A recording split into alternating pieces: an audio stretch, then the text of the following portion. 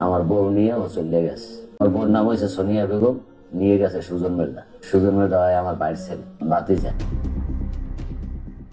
স্বামীকে ঘুমের ঔষধ খাইয়ে ২০ বছরের সংসার ছেড়ে স্কুল পড়ুয়া ভাতিজাকে নিয়ে পালিয়ে গেলেন চাচি। এ ঘটনায় যেন এলাকায় মানুষ থ হয়ে গেছে। সৃষ্টি হয়েছে নানা চাঞ্চল্য। অনেকেই বলছে, স্ত্রীকে কিভাবে বিশ্বাস করব?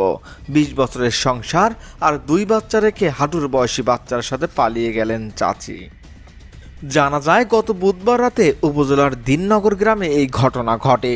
স্বামীকে ঘুমের ঔষধ খাইয়ে ঝিনাইদহের শৈলকুপায় ২ সন্তানের জননী সোনিয়া খাতুন ও সুজ্জাত মিয়া প্রেমের সম্পর্কে জড়িয়ে অজানা উদ্দেশ্যে পাড়ি জমিয়েছেন।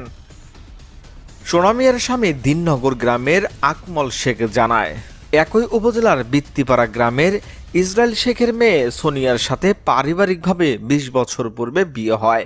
সংসারের জীবনে তাদের ২ সন্তান রয়েছে। বড় মেয়ে লাম্মি বয়স ১২ বছর ও ছোট ছেলে সিয়ামের বয়স ৯ বছর। ছেলে সিয়ামের মুসলমানীকরণের কথা ছিল গত বৃহস্পতিবার, কিন্তু তার আগের দিন বুধবার রাতে আমাকে ঘুমের ওষুধ খাইয়ে স্ত্রী সোনিয়া প্রতিবেশী খসরু মিয়ার ছেলে সম্পর্কে ভাতিজা সুজ্জাত মিয়ার সঙ্গে পালিয়ে যায়। তিনি আরো জানায়, যাওয়ার সময় সোনিয়া ছেলেকে মুসলমানি করার জন্য গচ্ছিত গরু বিক্রির নগদ টাকা ও তার ব্যবহৃত স্বর্ণালঙ্কারের সঙ্গে নিয়ে যায়। তিনি এই ঘটনায় শৈলকুপা থানায় একটি জিডি করেছেন।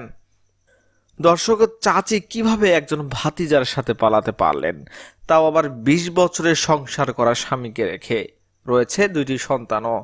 এমন চাচির কি শাস্তি আপনারা আশা করছেন? কমেন্ট করে জানিয়ে দিবেন আপনাদের মতামত।